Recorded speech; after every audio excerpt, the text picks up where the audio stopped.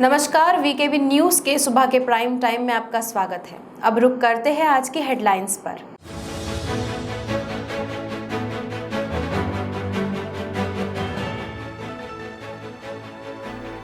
नागपुर के जुनी शुक्रवारी में गमचू लांबट नामक अपराधी की हत्या। सुभाष साहू हत्याकांड में था आरोपी। परिसर में तनाव का माहौल।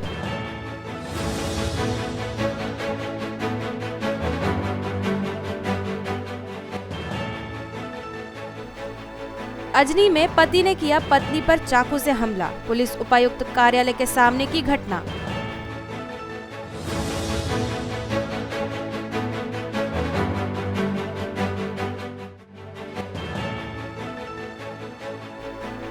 और नागपुर शहर में अब तक 18 लाख लोगों ने लगाई वैक्सीन।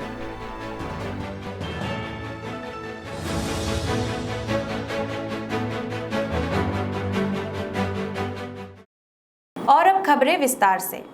नागपुर शहर के चर्चित नाम सुभाष पेप्सी उर्फ सुभाष साहू की हत्या के मामले में आरोपी रह चुके जूनी शुक्रवारी निवासी गमछू उर्फ महेश नामदेव लांबट की मंगलवार की रात हत्या कर दी गई।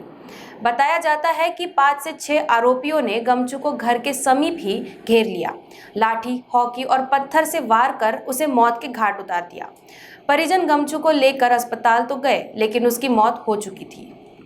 बताया जाता है कि रात मंगलवार की रात जूनी शुक्रवारी निवासी गमछू उर्फ महेश नामदेव लांबट अपनी मोटरसाइकिल पर गजानन चौक के पास से जा रहा था।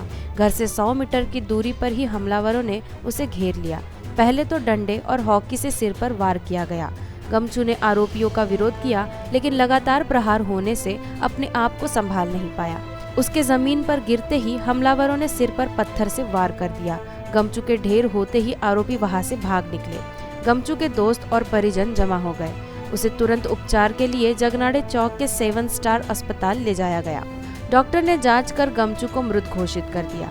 घटना की जानकारी मिलते ही कोतवाली पुलिस घटनास्थल पर पहुंची। घटना की जानकारी मिलते ही डीसीपी लोहित मतानी और गजानन राजमाने मौके पर पहुंचे। आरोपियों की तलाश के लिए 4 टीमें तुरंत रवाना की गई। बताया जाता है कि पिछले कुछ दिनों में गमछू का कई लोगों के साथ विवाद हुआ था। पोले के दिन उसका दाद्या नामक व्यक्ति से विवाद होने की जानकारी मिली है। एक प्रॉपर्टी के संबंध में गमछू ने सक्करदरा के चर्चित बिल्डर के साथ भी विवाद किया था। शहर में मांडवली बादशाह के नाम से चर्चित सुभाष साहू उर्फ पेप्सी की 28 सितंबर 2011 को हत्या हुई थी। सुभाष के सबसे करीबी लोगों में से एक गमछू भी था। फॉरेंसिक जांच में पता चला था कि सुभाष को प्रसाद में साइनाइड देकर मारा गया था। इस प्रकरण में पुलिस ने लकी खान उर्फ नदीम शेख और गमछू को गिरफ्तार किया था। लकी खान ने ही साधु के वेश में सुभाष साहू को साइनाइड दिया था। इस मामले में 31 जनवरी 2018 सत्र न्यायालय ने लकी को आजीवन कारावास की सजा सुनाई थी, लेकिन पर्याप्त सबूतों के अभाव में गमछू को बरी कर दिया गया। गमछू की हत्या को सुभाष के मर्डर से भी जोड़ा जा रहा है। शहर के कई अपराधी सुभाष को अपना गॉडफादर मानते थे। हत्या में बरी होने के बाद गमछू कई लोगों की आंख में खटक रहा था। ये महेश नामदेव राव लांबट जूनी शुक्रवारी का रहने वाला आदमी है। उसकी हत्या हुई है। हत्या कितने की है वो अभी हम लोग चौकसी चालू है।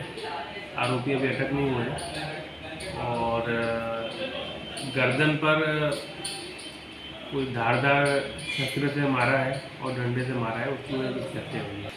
इसके ऊपर पुराने गुने 1999 के 96 के 2011 में इसके ऊपर एक मर्डर दाखिल है। वो आरोपी को अटक करने के बाद समझ में आया। अजनी स्थित पुलिस उपायुक्त कार्यालय के पास मंगलवार की रात सनसनीखेज वारदात हुई। एक युवक ने अपनी पत्नी पर चाकू से हमला कर बुरी तरह जख्मी कर दिया। जख्मी महिला जाटतरोटी निवासी बबीता दुबे बताई गई। इमामवाड़ा पुलिस ने काछीपुरा रामदासपेट निवासी संतोष काले नामक आरोपी की तलाश शुरू कर दी है। पुलिस के अनुसार बबीता नर्स है और होम पेशेंट की देखरेख के लिए जाती है। वर्ष 2010 में उसके पहले पति का देहांत हो गया। इसके बाद बबीता ने संतोष काले के साथ विवाह किया। काले को शराब की लत है, इस वजह से दोनों का लगातार विवाद हो रहा था। पिछले 1 सप्ताह से बबीता ने उसके घर आने पर रोक लगा दी थी। इस वजह से काले बौखला गया था। रात 8:30 बजे के दौरान बबीता काम पर जा रही थी। पुलिस उपायुक्त जोन 4 कार्यालय के पास काले ने उसका रास्ता रोका। दोनों के बीच बहस हो गई। काले ने उसके चेहरे, हाथ और पैर पर चाकू से हमला कर बुरी तरह जख्मी कर दिया। पास खड़े एक युवक ने बबीता को मेडिकल अस्पताल पहुंचाया। पुलिस ने हत्या के प्रयास का मामला दर्ज किया है। देर रात तक काले की तलाश जारी थी। कोरोना से निपटने के उपायों में वैक्सीनेशन को एक कारगर उपाय कहा जा रहा है। यही कारण है कि अभियान के पहले चरण में भले ही वैक्सीन सीमित स्तर पर उपलब्ध होती रही, लेकिन महानगर पालिका की ओर से अभियान जारी रखा गया। गत कुछ दिनों से राज्य सरकार की ओर से विशेष रूप से कोविशील्ड का पर्याप्त कोटा उपलब्ध कराया जा रहा है, जिससे अभियान में तेजी आई है। यही कारण है कि अब तक 12,74,937 लोगों को पहला डोज दिया जा सका, जबकि 5,51,115 लोगों को दूसरा डोज दिया गया, जिससे दोनों डोज मिलाकर आंकड़ा 18 लाख के पार पहुंच गया है। उल्लेखनीय है कि महानगर पालिका के अलावा सरकार के अन्य केंद्रों को मिलाकर लगभग 150 केंद्रों पर वैक्सीनेशन अभियान चलाया जा रहा है। इसके अलावा अन्य तरह के वैक्सीनेशन अभियान भी संचालित किए जा रहे हैं। शुरुआत में वैक्सीन को लेकर लोगों में संभ्रम की स्थिति बनी हुई थी, जिससे शुरुआती दौर में वैक्सीनेशन का अभियान धीमा ही रहा, किंतु तीसरी लहर के पूर्व अधिक से अधिक लोगों का वैक्सीनेशन करने का लक्ष्य रखा गया। हालांकि तीसरी लहर का अब तक केवल अंदाजा ही लगाया जा रहा है, लेकिन प्रशासन इसे लेकर चुस्त है, जिसमें 18 वर्ष की उम्र से ऊपर के सभी लोगों को वैक्सीनेशन देने का सिलसिला शुरू किया गया। साथ ही वैक्सीनेशन आपके द्वार अभियान में लोगों के घरों तक जाकर वैक्सीन दिया जा रहा है। साथ ही वैक्सीन को लेकर जन जागृति भी की जा रही है। वैक्सीनेशन के प्रथम चरण में स्वास्थ्य कर्मचारी और फ्रंटलाइन वर्कर्स, दूसरे चरण में 60 से अधिक उम्र के लोग, तीसरे चरण में 45 से अधिक उम्र के सभी लोगों को, चौथे चरण में 30 वर्ष से अधिक उम्र के। हर आए दिन ऑनलाइन फ्रॉड की घटनाएं सामने आ रही है। तकनीक की जानकारी होने के बाद भी लोग ठगों के झांसे में फंसते जा रहे हैं। इस बीच खुद को सेना का अधिकारी बताकर एक साइबर ठग ने एक व्यक्ति को 25,000 रुपए का चूना लगा दिया। राणा प्रताप नगर पुलिस ने NFSC क्वार्टर गोपाल नगर निवासी अमित कुमार अशोक प्रसाद सिंह की शिकायत पर अज्ञात आरोपी के खिलाफ मामला दर्ज किया है। पुलिस से प्राप्त जानकारी के अनुसार Amit national fire service college में कार्यरत है। उनका एक फ्लैट कोलकाता में भी है। ये फ्लैट किराए पर देने के लिए उन्होंने 99acre.com नामक साइट पर फोटो और जानकारी डाली थी। कुछ दिन पहले आरोपी ने उन्हें कॉल किया, खुद को आर्मी का अधिकारी बताया और कहा कि उसकी तबादला नागपुर हो गया है। परिवार के लिए फ्लैट किराए पर लेना है। दोनों के बीच किराए और डिपॉजिट तय हो गया। आरोपी ने एडवांस पेमेंट करने का झांसा दिया। आर्मी द्वारा ई-चेक जारी करने की जानकारी दी और एक QR कोड भेजा। उसने अमित को कोड स्कैन करते ही खाते में रकम जमा होने की जानकारी दी, लेकिन जैसे ही अमित ने कोड स्कैन किया, उनके खाते से 25,000 रुपये डेबिट हो गए। बैंक खाते से पैसे डेबिट होने का पता चलने पर उन्होंने जांच पड़ताल की और ठगी होने का पता चला। पुलिस ने धोखाधड़ी और ITI एक्ट की धारा के तहत मामला दर्ज किया है। SCL गर्ल्स हाई स्कूल में बतौर प्राचार्य रही पुष्पा रामटेके को सेवानिवृत्त हुए लंबा समय बीत जाने के बावजूद बकाया वेतन को लेकर हाईकोर्ट में मामला चल रहा था। हाईकोर्ट के आदेशों के बावजूद बकाया भुगतान का निर्णय नहीं होने पर मजबूरन पुनः अवमानना को नोटिस जारी किया गया।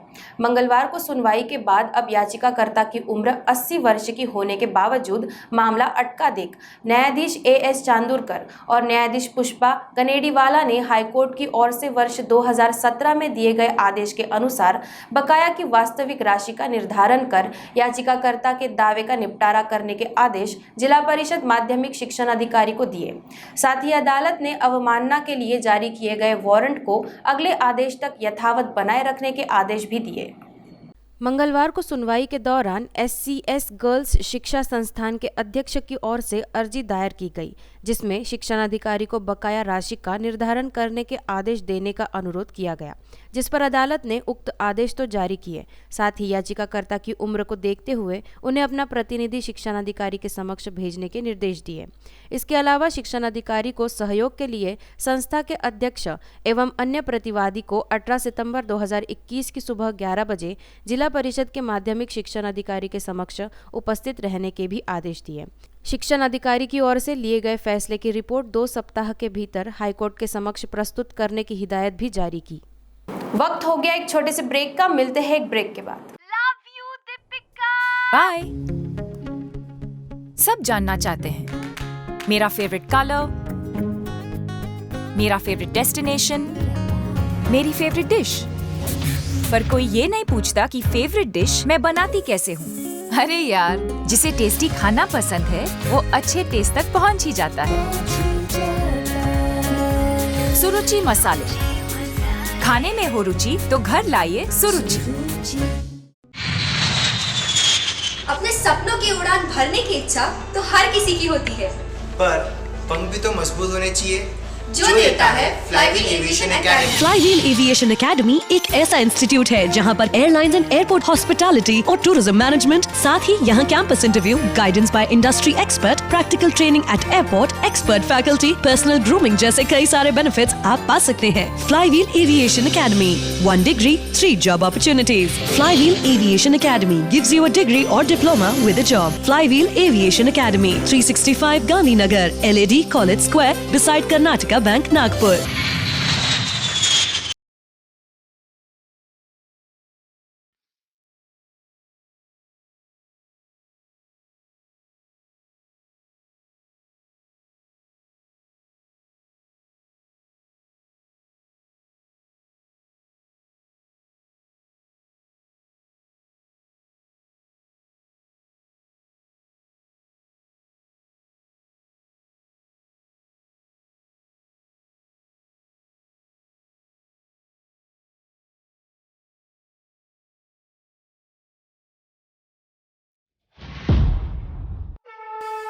आनंदाचे उधाण येईल गौरी गणपती येता दारी. रोकडे ज्वेलर्सच्या अप्रतिम दागिन्यांनी होईल त्यांच्या आगमनाची तयारी. यंदा सजवा आपल्या गौरी गणपतीला उत्कृष्ट कलाकुसरीने नटलेल्या रोकडे ज्वेलर्सच्या सुंदर दागिन्यांनी. नागपूरकरांचा दागिना रोकडे ज्वेलर्स, लक्ष्मीनगर, महल आणि इतवारी. रोकडे ज्वेलर्स.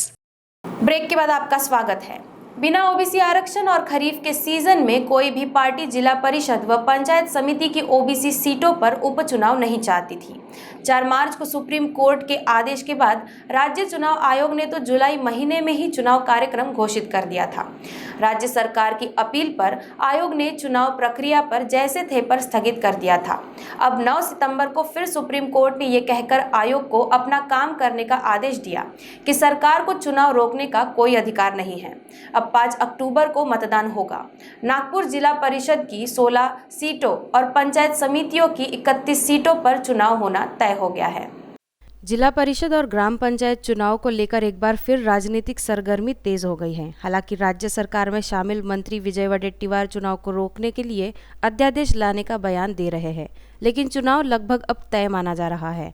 नागपुर जिला परिषद की बात करें तो यह भाजपा को अपनी ताकत बढ़ाने का अच्छा अवसर मिला है। पिछले चुनाव में उसने सत्ता खो दी थी। 58 सदस्यों वाले सदन में उसके केवल 19 सदस्य ही चुनकर आए।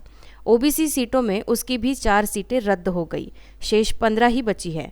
कांग्रेस, राष्ट्रवादी, शिवसेना युति के चलते विपक्ष में भाजपा पहली बार इतनी कमजोर हो गई है कि किसी भी सभा में उसके सदस्यों को बोलने तक का मौका नहीं मिल पाता। सत्ताधारी बेहद भारी पड़ रहे हैं। अगर 5 अक्टूबर को होने वाले चुनाव में वह 16 सीटों में से अधिक सीटें जीतने पर जोर लगाती है तो जिला परिषद में उसकी ताकत जरूर बढ़ेगी। सदन में मजबूत विपक्ष जरूरी है और उसके लिए भाजपा को पूरा जोर लगाना होगा। भाजपा ने सभी 16 सीटों पर अपने उम्मीदवार उतारे हैं, जबकि कांग्रेस ने 10, राष्ट्रवादी ने 5 सीट पर आघाड़ी कर उम्मीदवारी दी है। शिवसेना अलग से चुनाव लड़ रही है। उसने भी दावा किया है कि सभी 16 सीटों पर उम्मीदवार उतारे हैं। हालांकि उसके 12 सदस्यों के नाम ही सामने आए हैं। ओबीसी की 4 सीटें रद्द होने के बाद भाजपा के पास 15 सदस्य बचे हैं। उसने 16 में से 10-11 सीटें भी किसी तरह जीतने पर पूरी ताकत लगाई तो उसकी ताकत सदन में इतनी जरूर बढ़ जाएगी कि सदस्यों की बात सुनी जाए। दक्षिण पूर्व मध्य रेल बिलासपुर जोन के महाप्रबंधक आलोक कुमार ने मंगलवार को नागपुर मंडल का दौरा किया। इस दौरान उन्होंने इतवारी स्टेशन पर तैयार किए जाने वाले कोचिंग टर्मिनस के विकास कार्य के बारे में विस्तृत जानकारी हासिल की। महाप्रबंधक आलोक कुमार पहली बार नागपुर दौर पर आए। उन्होंने इतवारी स्टेशन का निरीक्षण किया। इस दौरान उन्होंने स्टेशन पर उपलब्ध यात्री सुविधाएं, FOB, guard lobby, waiting hall, विश्राम गृह, बुकिंग ऑफिस, पार्सल ऑफिस आदि का निरीक्षण किया। वहीं स्टेशन की दक्षिण दिशा में जारी सभी प्रस्तावित विकास कार्यों व यात्री सुविधाओं का भी जायजा लिया। उन्होंने यहां रेल कर्मियों से संवाद कर सुविधा संबंधी फायदे व उपयोगिता की जानकारी ली। इसके बाद वे मोतीबाग पहुंचे। वहां उन्होंने आरपीएफ की महिला सुरक्षा कर्मियों के लिए तैयार किए गए बैरक का उद्घाटन किया। उन्होंने पंजाबी लाइन में तैयार किए गए कोविड सेंटर का भी जायजा लिया। इससे पहले उन्होंने मंडल प्रबंधक उप्पल और अन्य वरिष्ठ मंडल रेल अधिकारियों के साथ बैठक की।